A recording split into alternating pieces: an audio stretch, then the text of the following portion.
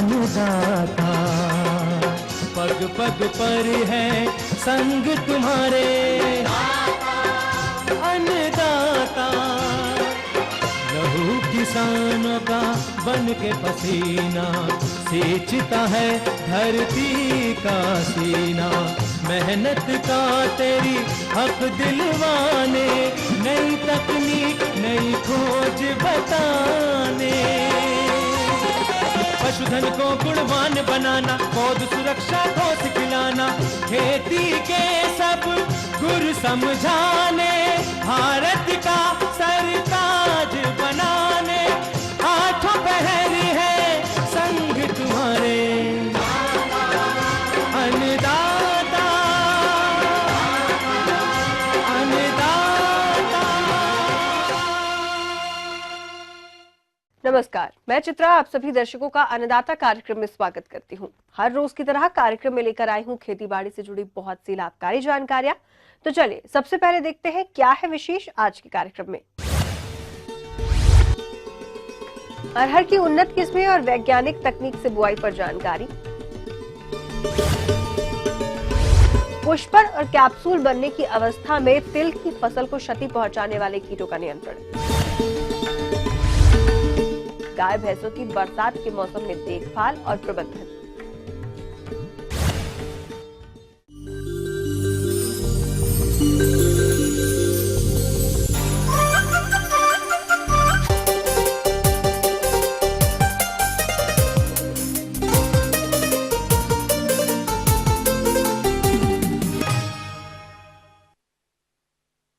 अपने राज्य के जो किसान भाई इस वक्त अरहर की बुआई करना चाहते हैं, वो सितंबर माह में लगाई जाने वाली उन्नत किस्मों का चुनाव करके वैज्ञानिक तकनीक के मुताबिक ही इनकी बुआई करें, ताकि उन्हें फसल से भरपूर पैदावार मिल सके। तो सितंबर के महीने में अरहर की बुआई के लिए उन्नत प्रभेद कौन कौन से हैं और वैज्ञानिक तकनीक से बुआई किस तरह से करनी है, इस बारे में विस्तार से जानकारी दे रहे हैं कृषि विशेषज्ञ पंकज कुमार।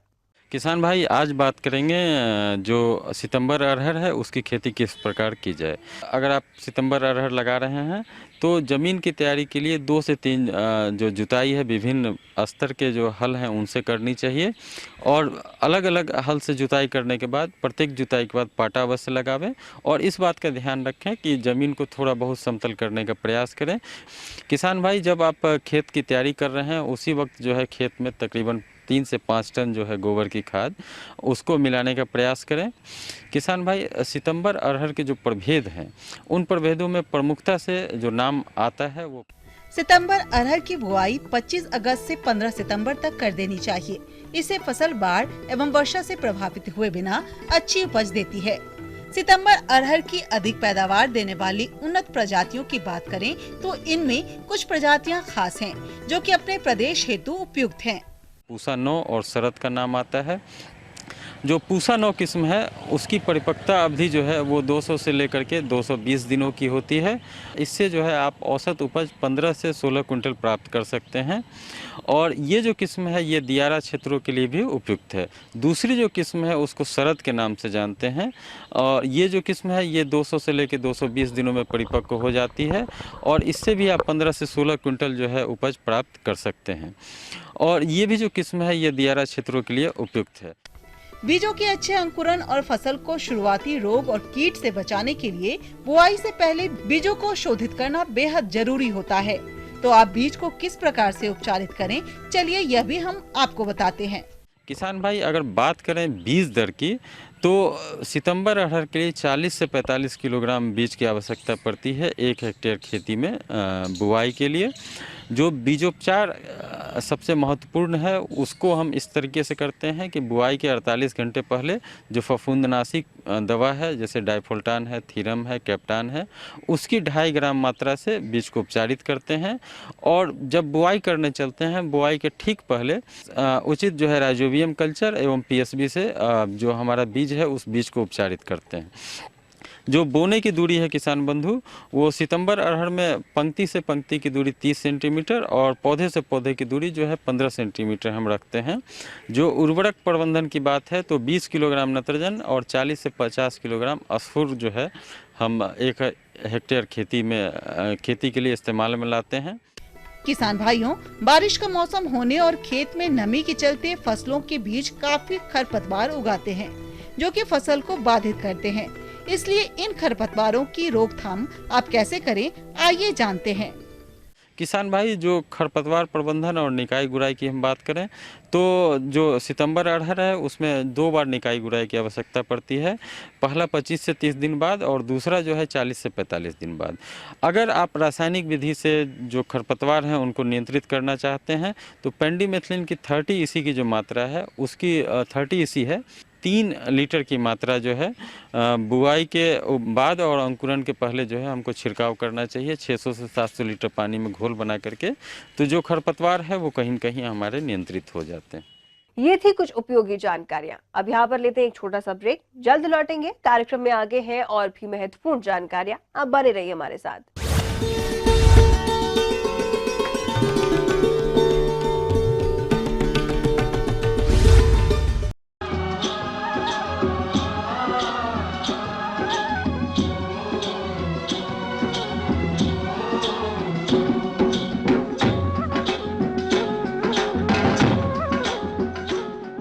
ब्रेक के बाद एक बार फिर आप सभी दर्शकों का अन्नदाता कार्यक्रम में स्वागत है। चलिए बढ़ते हैं अगली प्रस्तुति की ओर।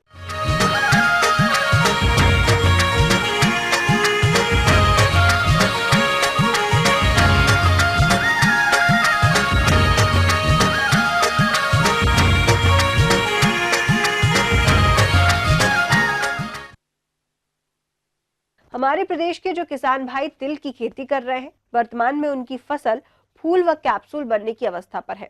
लेकिन इस समय फसल पर कुछ कीटों का प्रकोप भी हो रहा है, जिनका नियंत्रण करना काफी जरूरी है। नहीं तो ये कीट फसल को काफी नुकसान पहुंचाते हैं और आगे चलकर ऐसी फसल से उपज भी कम मिलती है। इसीलिए फूल और कैप्सूल बनते वक्त तिल की फसल में लगने वाले कीट कौन कौन से हैं और उनका नियंत्रण किस तरीके से करना है, इस बारे में जानकारी दे रहे हैं कृषि वैज्ञानिक डॉक्टर अशोक सिंह यादव। जो हमारे एरिया में तिल की फसल लगी हुई है, मौसम को देखते हुए कई प्रकार के कीटों का और रोगों का प्रकोप देखने को मिलता है और इनका प्रबंधन सही समय पर आवश्यक है। जो विभिन्न प्रकार के कीट हैं उनकी पहचान बहुत आवश्यक है। तो इनकी अगर हम निगरानी करते हैं, अगर हमारे पास इनकी सही पहचान होती है तो इनका प्रबंधन भी आसान हो जाता है, जिससे कि फसल को नुकसान नहीं होता है। तिल की फसल को अनेक प्रकार के कीटों द्वारा अधिक हानि पहुंचाई जाती है, जिसके कारण फसल का उत्पादन कम हो जाता है और किसानों को आर्थिक नुकसान होता है। इसलिए आप इन कीटों की शुरुआती अवस्था पर ही पहचान कर नियंत्रण किस तरह से करें, आइए जानते हैं। किसान भाई, विभिन्न प्रकार के कीट की जो अवस्थाएं होती हैं उनकी पहचान के साथ साथ जो उनके जो प्रकोप का जो तरीका होता है, जो फसल में जो नुकसान का तरीका होता है, उसका भी पहचान आवश्यक है। उसमें जैसे कुछ कीट होते हैं जो पत्तियों को नुकसान करते हैं, जैसे कि जो लीफ रोलर जो होता है वो पत्ती को मोड़कर और फिर जो है पत्ती को मोड़कर उसको खाता है, जिससे इसको हम आसानी से जो है पहचान सकते हैं फील्ड में। तिल और मोथ की जो सूंडी है उस सूंडी को हम आसानी से पहचान सकते हैं खेत में, क्योंकि इसकी सूंडी सामान्य तौर पर दूसरी जितनी भी जो कीट होते हैं उनकी सूंडियों से आकार में बड़ी होती है, तो इसको हम आसानी से खेत में इसको पहचाना जा सकता है। इसी प्रकार जो हैरी कैटरपिलर है, इसके जो सूंडी के जो शरीर पर जो है छोटे छोटे जो रुएँ होते हैं, इनको हम खेत में पहचान सकते हैं। जो हमारे कैप्सूल बोरर होता है वो जब तिल की फसल में जो है कैप्सूल बनने लगता है उस समय जो है उस कैप्सूल को छेद करके उसके दानों को खा जाता है और उससे क्षति होती है। किसान भाइयों, इसके जो विभिन्न प्रकार के जो कीट मैंने आपको बताए थे उनके लिए सबसे पहले तो मैं आपको यहाँ बताना चाहूँगा कि हम जो है खेत में पक्षी आश्रय स्थल होते हैं उनको हम लगाएं, जिससे कि उस पर जो कीटों को खाने वाली जो चिड़िया हैं, दूसरे पक्षी हैं, उन पर आकर बैठेंगे और जो विभिन्न प्रकार के जो कीट हैं इनकी जो सूढ़ियाँ हैं उन सूढ़ियों को वो चुनकर नष्ट कर देंगे, जिससे कि हमारा जो प्रबंधन है वो आसान हो जाएगा, हमें दवा की आवश्यकता कम से कम पड़ेगी। किसान भाइयों, जो विभिन्न प्रकार के कीट हैं जैसे आपके हैरी कैटरपिलर है, कैप्सूल बोरर है, इनका अगर प्रकोप हमारी जो आर्थिक क्षति स्तर से अगर ऊपर जा रहा है, अगर बढ़ रहा है, तो हमें जो है रासायनिक प्रबंधन के ऊपर भी जाना पड़ेगा, हमें रासायनिक दवाइयों का उपयोग करना पड़ेगा। इसके लिए हम ट्राइजोपास 800 ml प्रति हेक्टेयर के हिसाब से और इंडोक्साकार 500 ml प्रति हेक्टेयर के हिसाब से अगर हम छिड़काव करते हैं तो सूढ़ियाँ हैं, जो लार्वी हैं, उनको हम जो है नियंत्रित कर सकते हैं।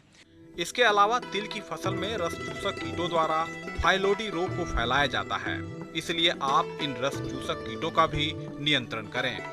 किसान भाइयों, इसी प्रकार जो विभिन्न प्रकार की दूसरे जो कीट होते हैं, जैसे रस चूसक कीट है, वो जो कि तिल की फसल में वेक्टर का काम करते हैं बीमारी को फैलाने के लिए, जिसकी वजह से फाइलोडी डिसीज जो है बढ़ती है। तो इसके प्रबंधन के लिए हम शुरुआत में एक तो बीजोपचार करें इमिडाक्लोपिड से, जो 5 ml मात्रा प्रति किलोग्राम बीज के हिसाब से अगर बीजोपचार करते हैं तो इसका जो है प्रबंधन आसान हो जाता है। दूसरा, जो फाइलोडी से प्रभावित जो पौधे हैं, अगर खेत में हमें कहीं दिख रहे हैं तो शुरुआत में उन पौधों को खेत से निकाल कर किसी गड्ढे में दबा दें और उनको नष्ट कर दें, जिससे कि ये रोग आगे नहीं फैलेगा।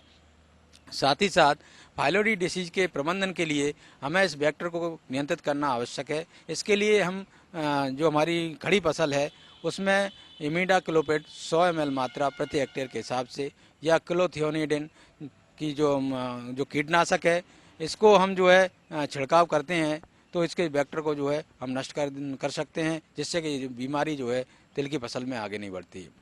तिल की फसल में कुछ रोगों का भी प्रकोप होता है, जिसके कारण फसल का उचित विकास नहीं हो पाता और उत्पादन में कमी आ जाती है। इसलिए आप तिल की फसल में लगने वाले रोगों का समय रहते नियंत्रण किस तरह से करें, आइए जानते हैं। किसान भाइयों, इसके अलावा तिल की फसल में और भी कई प्रकार की बीमारियां हमें देखने को मिलती हैं, जैसे सर्कोस्पोरा लीफ स्पॉट है और आपका जो है अल्टरनेरिया लीफ स्पॉट है। ये दोनों ही बीमारियां तिल की फसल में आती हैं, जिससे कि जो हमारे फसल के जो पौधे हैं वो प्रभावित होते हैं, पत्तियों पर इनके धब्बे बनने लगते हैं और जो इसकी वजह से जो हमारी जो फसल है उसकी बढ़वार जो है प्रभावित होती है और हमारे फसल का उत्पादन भी कम होता है। तो ये सर्कोस्पोरा लीफ स्पॉट और आपका जो है अल्टरनेरिया लीफ स्पॉट, इसके प्रबंधन के लिए हम फफूंदीनाशक दवा का उपयोग कर सकते हैं। इसके लिए कार्बेंडाजिम नामक एक दवा आती है, इस दवा का 0.1% घोल बनाकर अगर हम छिड़काव करते हैं तो दोनों प्रकार की जो बीमारियां हैं इनका प्रबंधन हम आसानी से कर सकते हैं। इसके अलावा किसान भाइयों, जो बैक्टीरियल जो बीमारी जो तिल में आती है, बैक्टीरियल ब्लाइट जो है, इसके प्रबंधन के लिए हम जो है स्ट्रेप्टोसाइक्लिन का छिड़काव अगर हम तिल की फसल में करते हैं तो इस रोग को हम जो है समय पर रोक सकते हैं। बीमारी और कीट के प्रबंधन के लिए हम बीज उपचार शुरुआत में आवश्यक रूप से करें, खेत की साफ सफाई रखें, जो एकीकृत कीट प्रबंधन और रोग प्रबंधन के जो तरीके हैं उनको अपनाएं, जिससे कि हमारी जो प्रबंधन की जो तकनीकी है, जो प्रबंधन का जो तरीका है वो हमारा सफल होगा और उसमें हमारी लागत कम आएगी और हमारा जो कीट और बीमारियों की वजह से हमारी जो फसल है वो फसल पर विपरीत प्रभाव नहीं पड़ेगा, हमारा उत्पादन अच्छा मिलेगा। आगे और भी है बहुत सी रोचक जानकारियां, पर यहाँ पर रुकेंगे एक छोटे से ब्रेक के लिए, जल्द हाजिर होते हैं।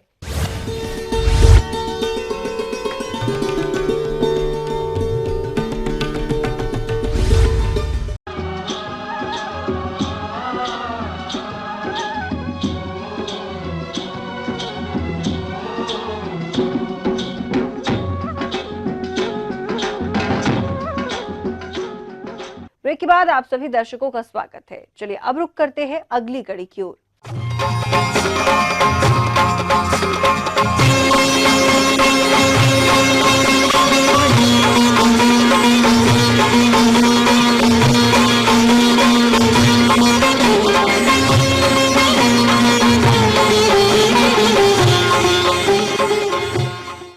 डेयरी व्यवसाय की बात की जाए तो प्रदेश के बहुत से किसान इस व्यवसाय को अपना रहे हैं और अच्छा लाभ भी कमा रहे हैं, लेकिन इस लाभ को बनाए रखने के लिए मौसम के मुताबिक प्रबंधन करना भी जरूरी है, क्योंकि अभी बारिश का मौसम चल रहा है और इस मौसम में गाय भैंसों में मक्खी और मच्छरों के कारण कई तरह के रोग होने की संभावना रहती है। तो किसान भाइयों, आपके पशुओं में किसी तरह की कोई समस्या ना आए, इसके लिए किस तरीके से बरसात के मौसम में पशुओं की देखभाल करें, उचित सुझाव दे रहे हैं पशु विशेषज्ञ डॉक्टर सुभाष कछवाहा। मैं आज आपको वर्षा ऋतु में पशुओं में किन किन समस्याओं का सामना करना पड़ता है और उनका अच्छे तरीके से क्या क्या सुझाव है जिसके आधार पर उस समस्या को कम किया जा सकता है। जैसे ही बरसात होती है, पशुओं में सबसे ज़्यादा पशुगृह में मक्खियों की तादाद बढ़ जाती है।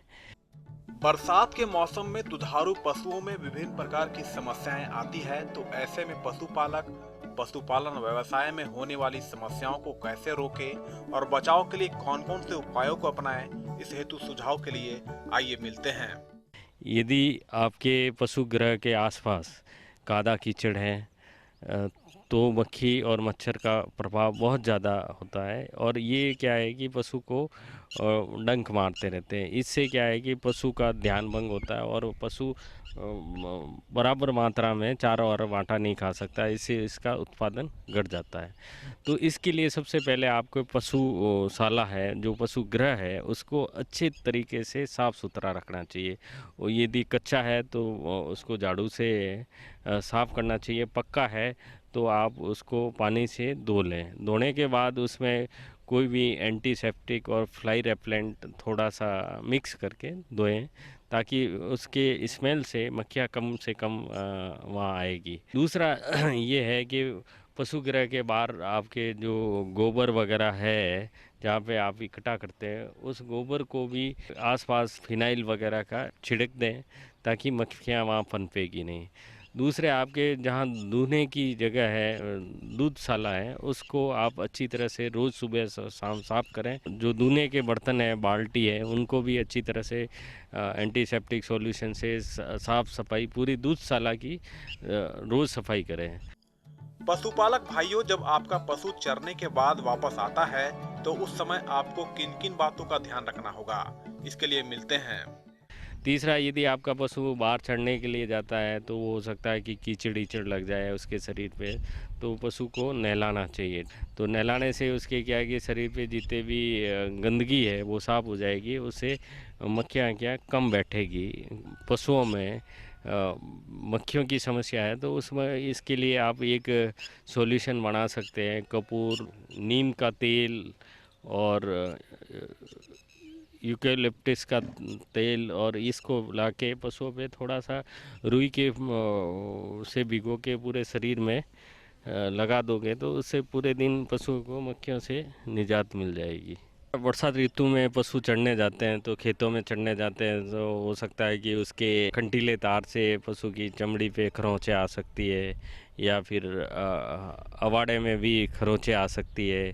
किसी तरह से घाव हो जाए शरीर में तो उस घाव की विशेष रूप से वर्षा ऋतु में ध्यान रखना चाहिए। तो वर्षा ऋतु में यदि कोई भी घाव है तो उसके ऊपर मक्खियाँ नहीं बैठे, इसके लिए थोड़े से 4-5 बूंदे रुई में तारपीन का तेल लेके घाव के चारों ओर लगा दी, ताकि मक्खियाँ वहाँ आसपास नहीं फटेगी। और घाव को एंटीसेप्टिक सॉल्यूशन से अच्छी तरह से साफ करके उसमें बहुत सारे फ्लाई रेपेलेंट क्रीम्स आती है और अच्छी कंपनियों की आती है। उस क्रीम को आप हल्की सी परत उस घाव के ऊपर लगा दें, ताकि घाव भी जल्दी भरेगा और उसके ऊपर मक्खियाँ भी नहीं बैठेगी। पशुओं की अधिक समय तक चराई से पशु अधिक हरा चारा खा लेते हैं, जिससे डायरिया बीमारी हो जाती है। तो पशुपालकों को अपने पशुओं को डायरिया रोग से कैसे बचाएं, इसके बारे में आइए जानते हैं। और तीसरा, वर्षा ऋतु में सबसे पशुओं को ध्यान रखने की बात है कि बड़े पशुओं में क्या है कि ज़्यादा हरा चारा मिलने से पशुओं में डायरिया की संभावना हो जाती है, यानी दस्त की संभावना हो जाती है। ये दस्त वैसे यदि पशु सूखा खा रहा है साथ में तब तो कोई दिक्कत नहीं है। ये ज़्यादा चारे के साथ कुछ खरपतवार होते हैं, उस खरपतवार के कारण पशुओं के पेट में जो जीवाणु होते हैं वो डिस्टर्ब हो जाते हैं। इनके लिए आप पशुओं के लिए विशेष रूप से ध्यान रखें कि यदि कोई पशु ज़्यादा समय से दस्त कर रहा है तो उसे खरपतवार में नहीं चराए, और बीमार हो गया है, उस बीमारी से ग्रसित हो गया है तो दस्त निरोधक गोलियां आती है, नज़दीक के पशु चिकित्सालय में आप संपर्क करके अपने पशुओं का इलाज करा सकते हैं।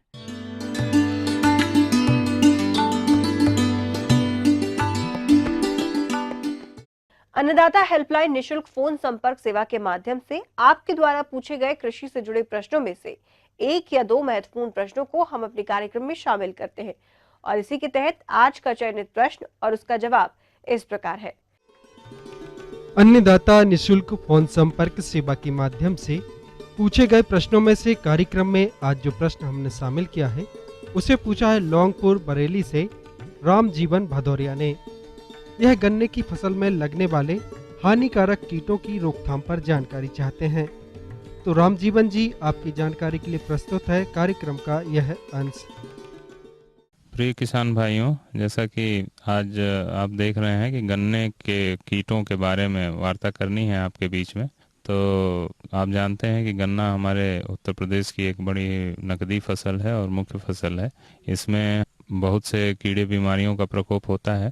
तो हम जो मुख्य कीड़े हैं उनके बारे में आपसे चर्चा करेंगे कि किस तरह से उनके क्षति का स्वभाव होता है और किस तरह से हम उनका प्रबंधन करें। तो कीड़े में जो प्रमुख कीट हैं, वेधक पाए जाते हैं, जो जिनको बोरर्स कहते हैं। उसमें कई तरह के बोरर होते हैं। गन्ने की फसल को क्षति पहुंचाने वाले जो हानिकारक कीट हैं, उनमें मुख्य रूप से चोटी बेधक, तना बेधक और मूल बेधक इत्यादि हैं। तो किसान भाई, आप इन कीटों की पहचान किस तरह से करेंगे, आइए जानते हैं। तो इसमें एक जो है वो शीर्ष वेधक कहते हैं जिसको, वो सबसे ऊपर वाले भाग पे गन्ने के पाया जाता है। और इसमें जैसा कि आप जानते हैं कि कीट की 4 अवस्थाएं होती हैं। जो पतंगा होते हैं, मादा पतंगा कीट जो होती हैं, वो इनके निचली पत्तियों पर अंडे दे देती हैं और अंडे जो है वो समूहों में दिए जाते हैं और ऊपर से इसको बालों से ढक देती हैं, भूरे बालों से।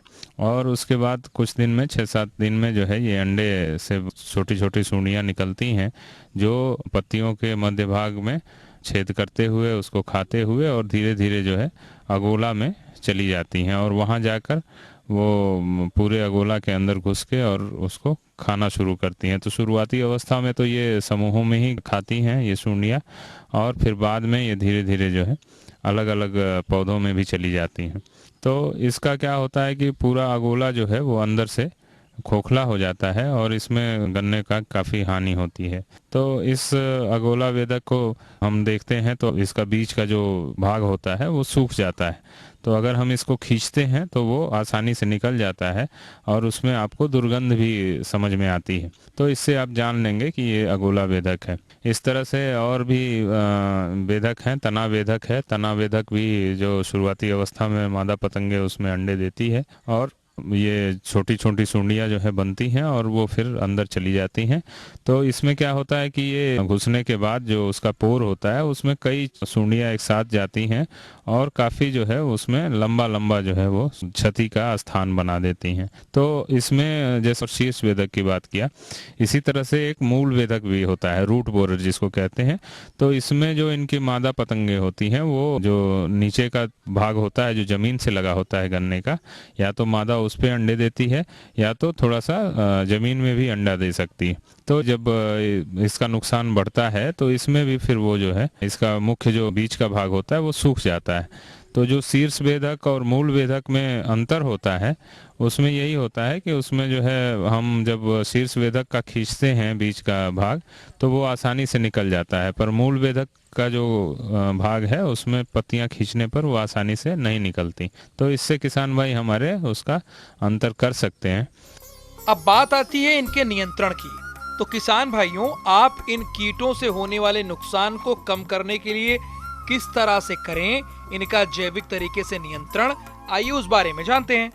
और जो इसकी प्रबंधन तकनीकी है ये तो मैंने आपको बताया कि किस तरह से ये नुकसान करती हैं।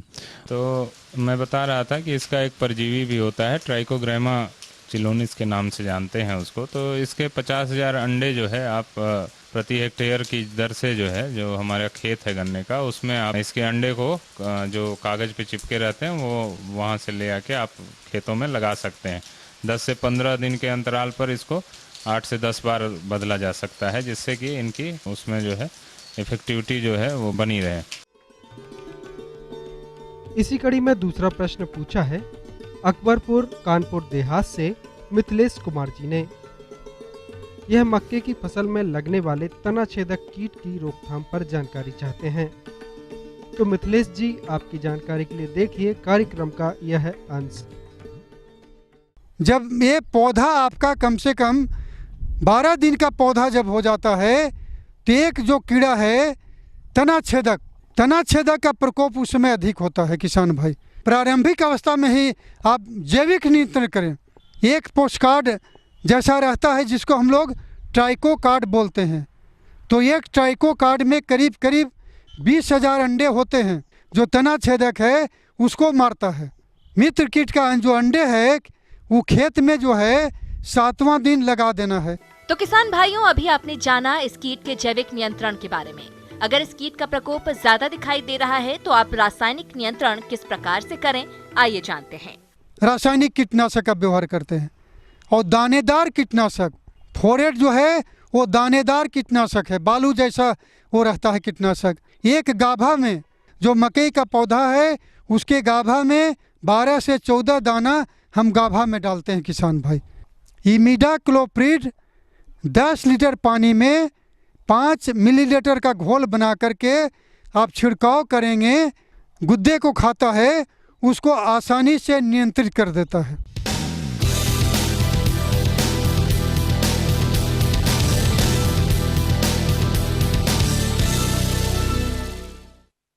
राज्य की विभिन्न मंडियों में कृषि उत्पादों के चढ़ते उतरते बाजार भाव की संक्षिप्त जानकारी इस प्रकार है।